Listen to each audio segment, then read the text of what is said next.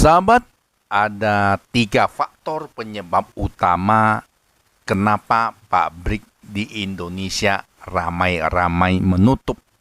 Pertama, tentunya permintaan pasar yang semakin menurun. Yang kedua, banyaknya barang impor yang masuk ke Indonesia sehingga kalah bersaing dengan produk impor dari segi harga maupun barang itu sendiri, sahabat. Yang terakhir itu adalah karena biaya operasional semakin meningkat, termasuk gaji karyawan yang semakin tahun semakin meningkat, ya sahabat. Fenomena ini kalau tidak cepat diatasi akan berdampak luas tentunya terhadap masyarakat, khususnya di segi ekonomi dan sosial. Nah, perlu sahabat ketahui, satu pabrik yang tutup, maka yang lain juga akan tutup. Seperti warung-warung di sekitar pabrik, kos-kosan, tukang parkir, lain-lain juga akan tutup, sahabat.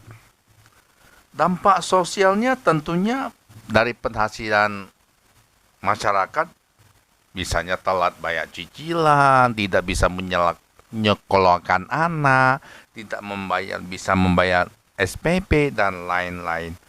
Nah, ini tentunya harus ada perhatian khusus dari pemerintah, khususnya Menteri Tenaga Kerja dan Menteri Perindustrian, juga menteri yang terkait, ya, misalnya Menteri Sosial dan lain-lain, sahabat. Tapi sahabat, kalau hanya mengharapkan dari pemerintah saja, tentunya tidak cukup, ya sahabat.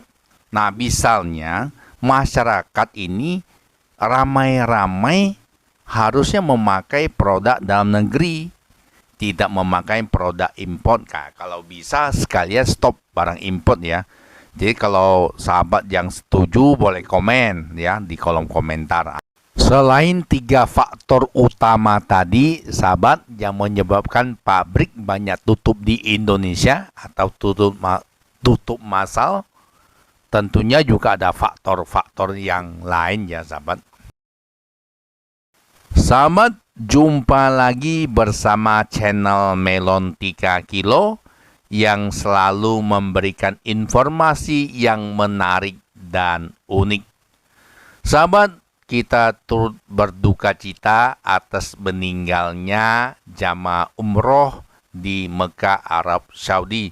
Semoga kebajikannya diterima di sisi Tuhan Yang Maha Esa, dan keluarga yang ditinggalkan diberikan kekuatan dan kesabaran. Amin. Sahabat, ini daftar pabrik yang tutup awal tahun di Indonesia berdasarkan jumlah karyawan yang di PHK. Nah, nomor 1 ada PT Sritek atau Sri Rezeki Isman dengan total PHK 10.669 karyawan dengan perincian sebagai berikut.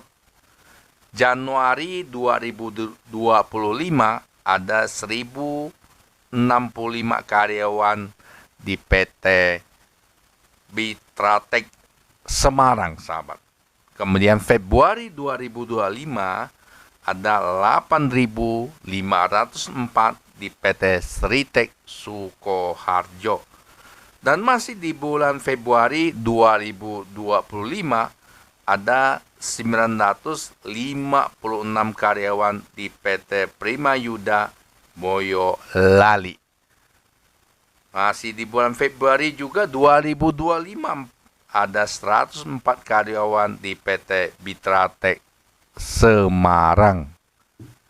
Nomor 2, sahabat, ya, ada PT Danbi Indonesia pada bulan Februari dinyatakan pilot alias bangkrut, kurung tikar begitu, ya sahabat. Nah, karyawan yang di PHK ada 2.079 orang. PT Danbi, ini polusinya itu bulu mata, sahabat, ya. Jadi Kalau ditutup gimana yang pakai bulu mata nih sahabat? Yang pakai bulu mata palsu ya tentunya sahabat ya. Nah, kemudian yang nomor 3 ada PT Victory Chinlu. Ini menurut data Dinas Kertrans Banten ya sahabat. Masih dalam proses akan PHK sebanyak 2.000 karyawannya. Nomor 4, PT Adis Dimension Footwear akan merumahkan sekitar 1.500 karyawan. Sahabat, kalau dirumahkan lama-lama ya bahasa halusnya ya di PHK ya sahabat ya. Kemudian nomor 5 ada PT Yamaha Musik Indonesia. Jadi bulan Maret 2025 pabrik Cikarang tutup ya sahabat. Pada bulan Mei atau Juni 2025 pabrik di Pulau Gadung, Jakarta Timur tutup. Total karyawan yang terkena PHK 1.100 karyawan. Nah, nomor 6 ada PT Sanken Indonesia.